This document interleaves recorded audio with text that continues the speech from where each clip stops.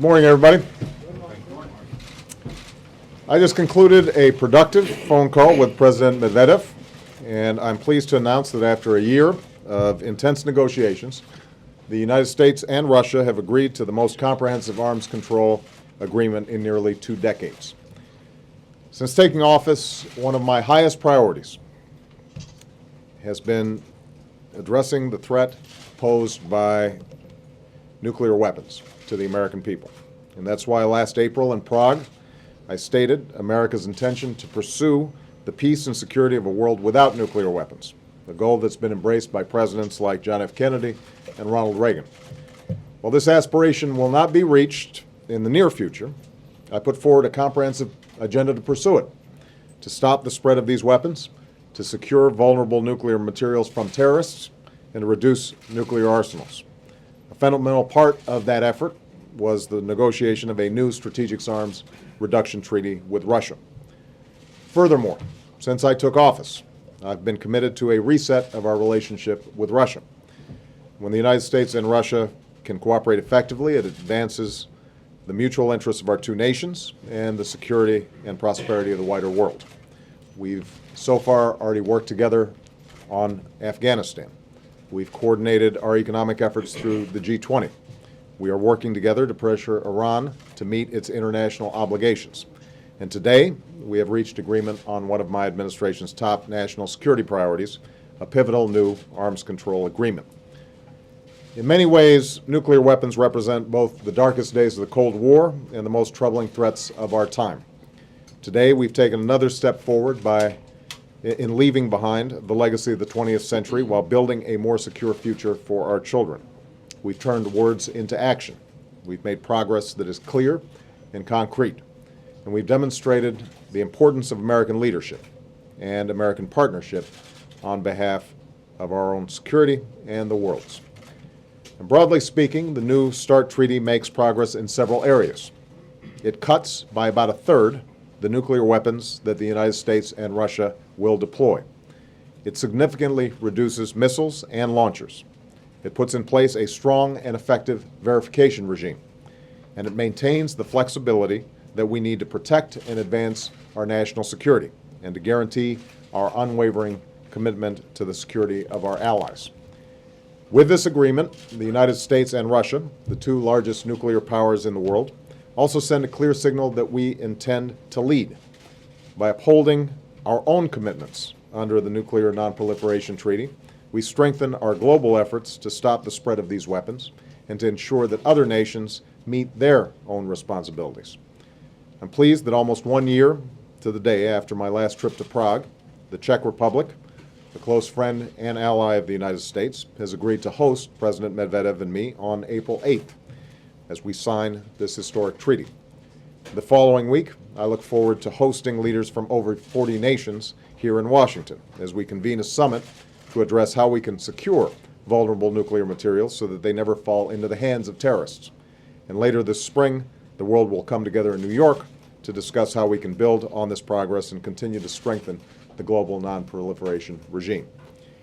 Through all these efforts, cooperation between the United States and Russia will be essential. I want to thank President Medvedev for his personal and sustained leadership as we worked through this agreement. We've had the opportunity to meet many times over the last year, and we both agree that we can serve the interests of our people through close cooperation.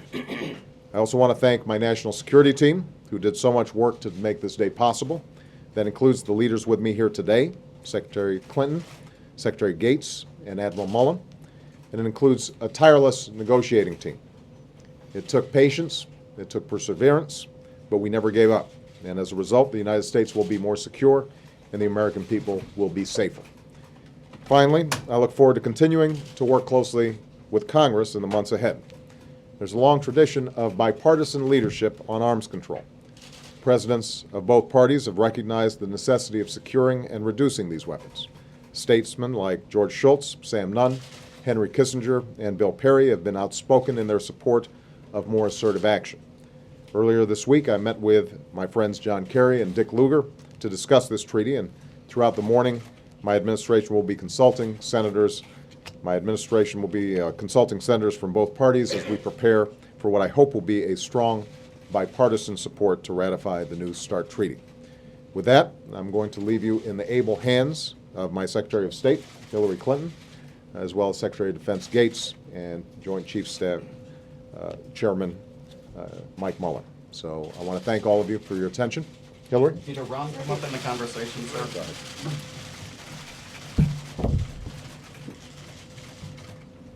Well, thank you all very much. This is a good day for America and our security. And as President Obama just reiterated, it is one of the highest priorities of the Obama administration to pursue an agenda to reduce the threat posed by the deadliest weapons the world has ever known. President Obama set that forth in his speech at Prague last year, and today he and President Medvedev reached an agreement to make significant and verifiable reductions in our nuclear arsenals. Long after the Cold War's end, the United States and Russia still possess more than 90% of the world's nuclear weapons. We do not need such large arsenals to protect our nation and our allies against the two greatest dangers we face today: nuclear proliferation and terrorism. This treaty represents a significant step forward in our cooperation with Russia. We were committed from the beginning to reset the U.S.-Russia relationship because we saw it as essential to making progress on our top priorities, from counterterrorism to nuclear security and nonproliferation.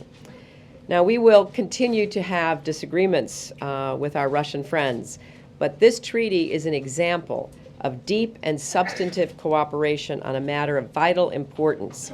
And more broadly, it shows that patient, principled diplomacy can advance our national interests by producing real results. In this case, results that are good for us, good for Russia, and good for global security and stability.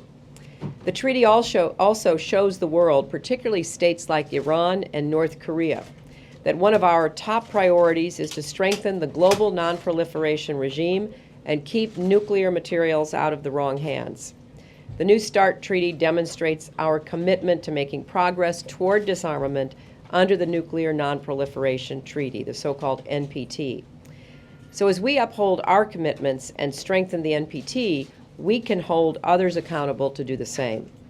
I know that Secretary Gates and Admiral Mullen will say more about the details of the treaty, but I want to make clear that we have adhered to the Russian proverb that President Reagan frequently employed: trust but verify. Verification provides the transparency and builds the trust needed to reduce the chance for misunderstandings and miscalculations. President Obama insisted on a whole-of-government effort to reach this result, and that's exactly what this was. He and President Medvedev met several times and spoke often by phone. Secretary Gates, Admiral Mullen, General Jones worked closely with their Russian counterparts.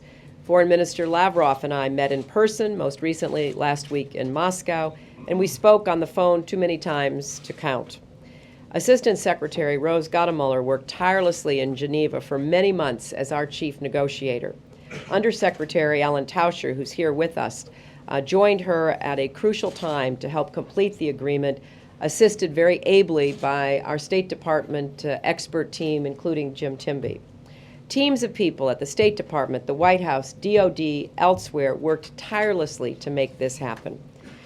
Let me conclude by saying that I look forward to working with my former colleagues in the Senate. They will be our partners in this enterprise. I know President Obama had an excellent meeting, as he reported to you, with both Senators Kerry and Lugar. And Rose, Ellen, and General Jones and others of us have briefed members along the way. I look forward to working toward ratification to bring this treaty into force. Now it's my great pleasure and honor to turn the podium over to my friend, Secretary Bob Gates. This treaty strengthens nuclear stability. It will reduce the number of strategic nuclear weapons that both Russia and the United States are permitted to deploy by a third, and maintains an effective verification regime. America's nuclear arsenal remains an important pillar of the U.S. defense posture, both to deter potential adversaries and to reassure more than 24 allies and partners who rely on our nuclear umbrella for their security. But it is clear that we can accomplish these goals with fewer nuclear weapons. The reductions in this treaty will not affect the strength of our nuclear triad, nor does this treaty limit plans to protect the United States and our allies by improving and deploying missile defense systems. Much of the analysis that supported the U.S. negotiating position was provided by the Defense Department's Nuclear Posture Review, which will be released shortly. As the number of weapons declines, we will have to invest more heavily in our nuclear infrastructure in order to keep our weapons safe, secure, and effective. I look forward to working with the Congress to make sure the Departments of Defense and Energy have the funding necessary to properly accomplish this mission. The subject of America's nuclear deterrent and this treaty carry special personal meaning for me. My professional career began as a junior Air Force officer under the Strategic Air Command, and my first assignment 43 years ago was at Whiteman Air Force Base, then home to 150 Minuteman ICBMs. Since 1971, I have been involved in strategic arms negotiations in different capacities at CIA and here at the NSC. And I particularly recall the day President Reagan signed the Intermediate Range Nuclear Treaty, which marked the transition from arms control to disarmament. That process accelerated with START and reaches another important milestone with this treaty. The journey we have taken from being one misstep away from mutual assured destruction to the substantial arms reductions of this new agreement is testimony to just how much the world has changed and all of the opportunities we still have to make our planet safer and more secure. Admiral Mullen. Good morning, everyone. I would only like to add that I, the Vice Chairman, and the Joint Chiefs, as well as our combatant commanders around the world, stand solidly behind this new treaty, having had the opportunity to provide our counsel, to make our recommendations, and to help shape the final agreements. We greatly appreciate the trust and confidence placed in us by the President and by Secretary Gates throughout this process. And we recognize the trust and confidence this treaty helps foster in our relationship with Russia's military. A trust complementary to that which the President has sought to achieve between our two countries. Indeed, I met with my Russian counterpart, General Makarov, no fewer than 3 times during the negotiation process. And each time we met, we grew closer not only toward our portion of the final result, but also toward a better understanding of the common challenges and opportunities our troops face every single day. The New START deals directly with some of the most lethal of those common challenges, our stockpiles of strategic nuclear weapons, by dramatically reducing these stockpiles. This treaty achieves a proper balance, more in keeping with today's security environment, reducing tensions even as it bolsters nonproliferation efforts. It features a much more effective, transparent verification method that demands quicker data exchanges and notifications. It protects our ability to develop a conventional global strike capability should that be required. And perhaps more critically, it allows us to deploy and maintain strategic nuclear forces, bombers, submarines, missiles, the triad which has proven itself over the decades, in ways best suited to meeting our security commitments. In other words, through the trust it engenders, the cuts it requires, and the flexibility it preserves, this treaty enhances our ability to do that which we have been charged to do, protect and defend the citizens of the United States. I am as confident in its success as I am in its safeguards. Thank you. All right, guys, we're going to take 3 or 4 questions here and then let these guys get back to work. Yes, sir. Question for Secretary Clinton. How confident are you of early ratification in the Senate? And if I may ask Secretary Gates, you mentioned no limits on missile defense. Do you foresee in the future engaging with Russia or more broadly in any kind of limitations on U.S. missile defense?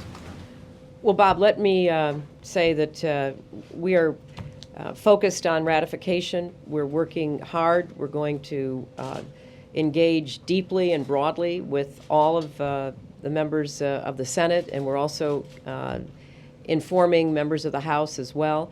I'm not going to set any timetables, but we're confident that we'll be able to make the case for ratification. In fact, I think if you look at the last three major nuclear arms treaties, the SORT Treaty of 2003, 95-0. START 1 Treaty, 1992, 93-6. The INF Treaty, 1988, 93-5. So I think when it comes to the goals of this treaty, and as both Bob and Mike outlined, the great balance that it strikes, there should be very broad bipartisan support. I would say that we will continue to try and engage the Russians as partners in this process. One of the technical benefits of the phased adaptive approach that the President announced last year is that it actually makes it easier to connect the Russian radars and capabilities to those in Europe. So we think that there's still a broad opportunity to not only engage the Russians, but hopefully make them a participant in a European-wide defense capability. Jeff? Thank you. For Secretary Clinton, first of all, do you believe these reductions are enough? And second, could you expand a little bit more on what this means for the U.S.-Russia relationship? Is the reset complete? Well, Jeff, I think that this was, in and of itself, a major achievement in our relationship. And equally importantly, it builds to that foundation of trust and confidence that we are establishing between the United States and Russia. This is a very complex relationship, and it's one that we have given a great deal of attention to, from the President all the way through the National Security Team, because we believe that there are so many other areas of mutual cooperation that we can pursue. Bob mentioned one. We continue to look for ways to engage with Russia on missile defense in a way that is mutually beneficial and protective of our country's security against these new threats we face in the world. But our relationship coming out of the binational commission that President Obama and President Medvedev announced last summer has covered so much ground, and we'd be glad to give you all an in-depth briefing on that, because I think it demonstrates that we're not just talking about the big ticket items like START, like Iran sanctions, like European security, like missile defense. We're back in the business of trying to create more people-to-people contacts and more business investment opportunities. So we are very committed, and we're going to continue to work together on it. One for the Russian press. Yes. Thank you. And thanks for doing this, and congratulations on your success. I wanted to ask, you are facing a difficult task of convincing the U.S. Congress to ratify the treaty, and the Russians will face the same task. So I assume the process was bilateral, mutually beneficial. Please tell me how the Russian interests were taken into account in the negotiations and final documents. Well, obviously, the Russian leadership will be in the best position to speak to the Russian interests and how those were met. But what we both believed as we went through this difficult negotiation was that cutting our arsenals by 30% was in the best interest of both of our countries, increasing more confidence between us with respect to our nuclear programs. The kind of decisions that the Russian leadership authorized to be made in this negotiation are clearly, in their view, in Russia's security interests. And you're right, just as we have to go to our Congress, President Medvedev has to go to the Duma, and I think President Obama has said that he would, send Rahm Emanuel to Moscow, and we all immediately endorsed that offer. So if President Medvedev wants to take us up on it, we're ready. Madam Secretary, Congratulations. Obviously, a couple deadlines were missed on the way to today's announcement. What were the sticking points, and how were they ultimately resolved? And then, what's your message to Europeans who are still concerned about the nuclear missiles aimed at them from Russia? You know, Jake, in any complex negotiation, there are going to be points along the way where negotiators have to go back to their capitals, where the negotiators need to delegate in-depth conversations. You heard Mike Mullen say what he had to do with his counterpart, Bob. I had to talk to my counterpart, Sergei Lavrov, many times because the president's, President Obama and President Medvedev's directions were very clear. We want to do this, and we want to get it done in a timely manner. But it took a lot of work. You know, just a few weeks ago, I dispatched Undersecretary Tauscher to Geneva because we needed to make it absolutely clear that this was a priority at the highest levels of our government. The Russians responded to that very positively, and we began to just work out the last details. In addition, though, it's important to note that we made a decision that we wanted not just to have the treaty agreed to, we wanted the protocols agreed to. Sometimes treaties in the past have been submitted while the work on the protocols still goes on.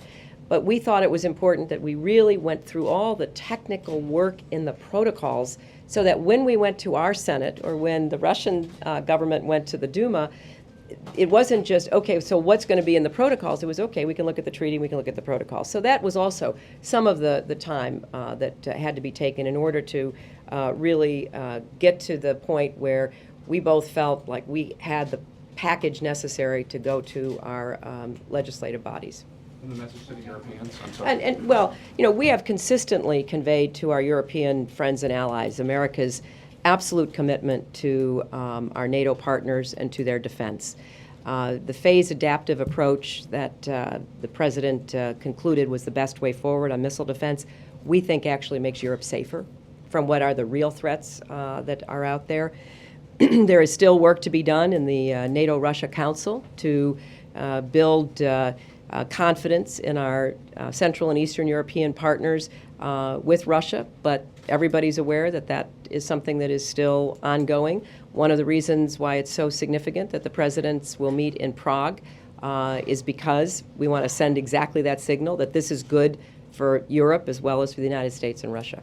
Thank you, Madam Secretary. I think the average American, when they hear talk of strategic arms reductions, their eyes glaze over. The two things they really worry about are loose nukes getting in the hands of terrorists, which you touched on, and nations like Iran getting nuclear weapons. Could you explain how this treaty paves the way for progress on those two issues? Well, Chip, you know, as the President said in his remarks, we have a vision, a long-term vision, of moving toward a world without nuclear weapons. We are absolutely realistic about how long that will take to convince everyone that this is in the world's interests. But the steps we are taking add up to something that makes a very clear statement of intent. So the START Treaty, it says to our country, the Cold War really is behind us, and these massive nuclear arsenals that both of our countries maintained as part of deterrence no longer have to be so big. We can begin to cut that. That's not only in our security interests, but it also is a commitment by the United States and Russia toward nonproliferation and toward the eventual goal of a world without nuclear weapons. The Nuclear Security Summit that the President will host in 2 weeks, largest gathering of international leaders probably since the end of World War II in the United States, devoted to the idea of how do we keep nuclear materials out of the hands of rogue regimes and of terrorists. We come with more credibility. Russia comes with more credibility having negotiated this treaty. Then the Non-Proliferation Treaty in May takes it one step further about how do we bring the non-proliferation regime into the 21st century when we know, unfortunately, that terrorist groups are seeking nuclear weapons and states that are not They don't have the confidence of the international community, and their ambitions, like Iran and North Korea, are also pursuing nuclear weapons. So you have to look at this as part of our whole approach toward nonproliferation. Did Iran come up in the conversation a bit? Let me just, it was a fairly brief conversation finalizing the treaty. President Medvedev mentioned to President Obama that he wanted to speak with him when they met next in the Czech Republic. Savannah? You mentioned the bipartisan overwhelming majority these treaties have passed with in the past. Is there anything that concerns you about this particular political environment that you won't be able to get those 67 votes? You can opine on health care while you're at it, since we haven't had an opportunity. And for Secretary Gates, is the Pentagon uncomfortable at all about the president's Go to Zero campaign, considering we do depend on nuclear weapons for our national security? Thanks. Well, first, I think that national security has always produced large bipartisan majorities, and I see no reason why this should be any different. We've had a very dynamic political debate in our country over health care, which was brought to a successful conclusion this week to the betterment of the American people going forward. But I don't believe that this ratification effort will be affected by anything other than individual senators' assessments of whether this is in the best interest of American security. And I think that, as you heard from Bob and Mike, and you will hear from many other experts in the administration over the weeks ahead as we testify and make the case to the press and the public for this treaty, we are absolutely united in our belief that this is in America's interest. It's in America's interest in the particulars of this treaty, and it's in America's interest because it puts us in a very strong leadership position to make the case about an Iran, about a North Korea, about other countries doing more to safeguard nuclear materials. So I believe that a vast majority of the Senate at the end of the day will see that this is in America's interest, and it goes way beyond politics. Let me first say a word about ratification from my perspective.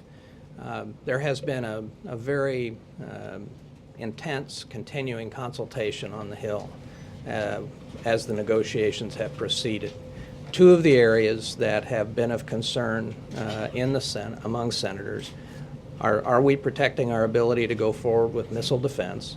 And are we going to make the investment in our nuclear infrastructure so that the stockpile will remain reliable and safe?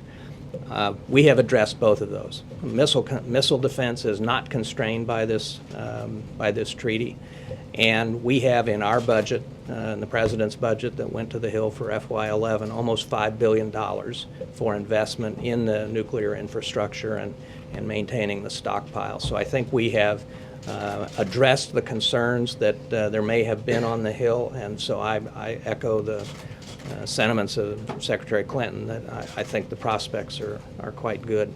In terms of going to nuclear, to zero nuclear weapons, the President has been very realistic in terms of when he originally discussed this, perhaps not in his lifetime.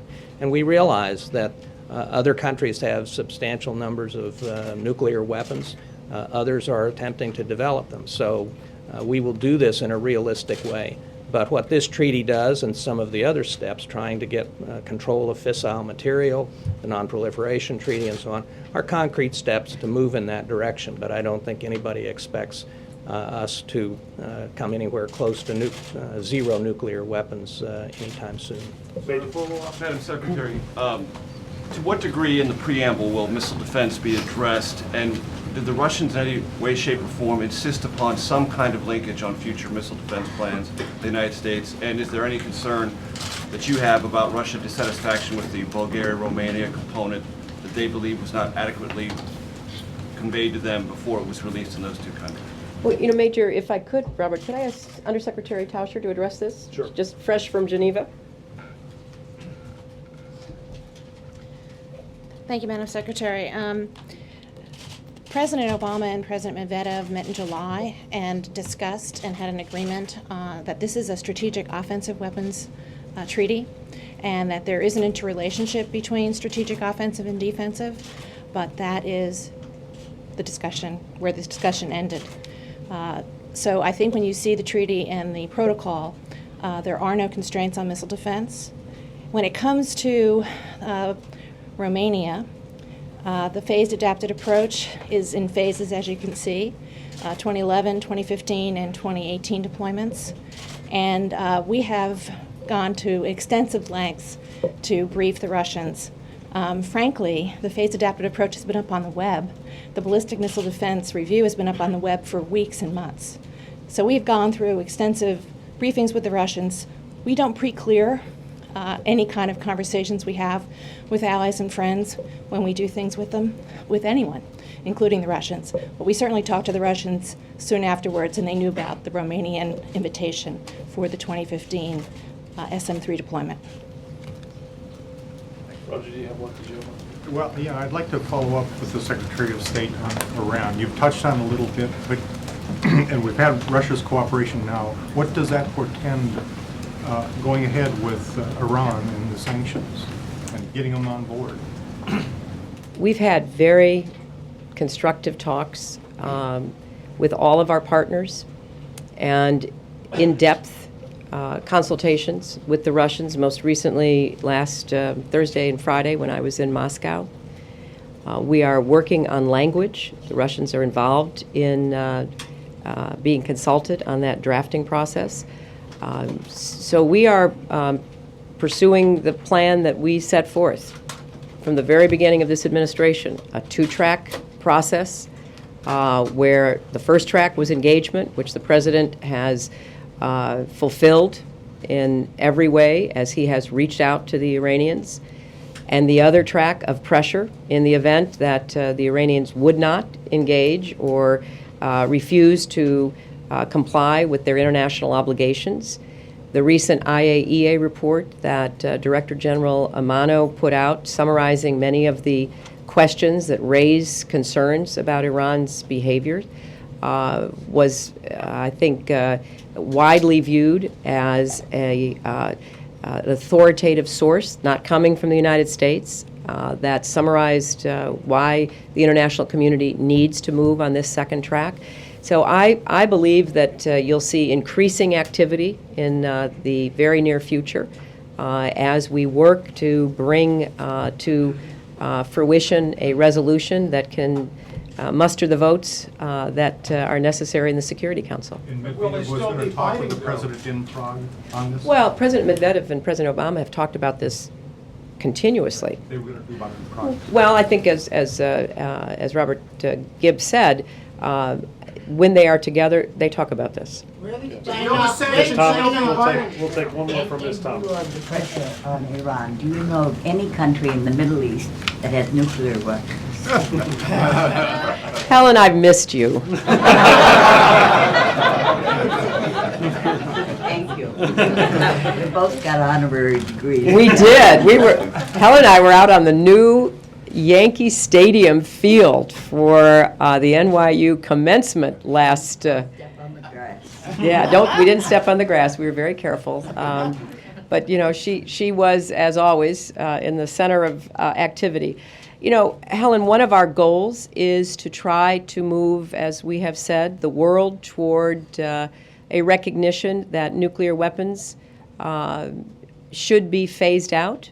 So from our perspective, that is our goal in fulfilling the President's vision. It is what we are doing with the Nuclear Security Summit, where a number of countries from the region of the Middle East will be present. It's what we're doing with the Non-Proliferation Treaty Conference in June, and it remains one of our highest priorities. So I'm going to reaffirm our commitment to convincing countries that the path of non-proliferation, of lowering the temperature when it comes to nuclear weapons, which we are doing with this treaty, is the path they want to be on. We'll take one more. Very China on this board.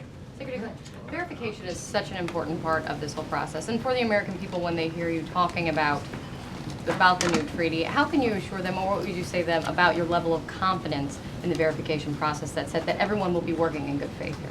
Secretary Gates. The verification measures for this treaty have been designed to monitor compliance with the provisions of this treaty. So, for example, because there are throw weight of missiles was not an issue, for example, telemetry is not nearly as important for this treaty as it has been in the past.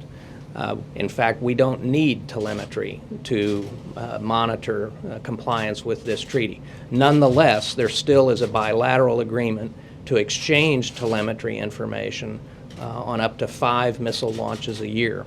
I think that when the testimony of the intelligence community comes on the Hill, that the DNI and the experts will say that they are comfortable that the provisions of this treaty for verification are adequate for them to monitor Russian compliance, and vice versa.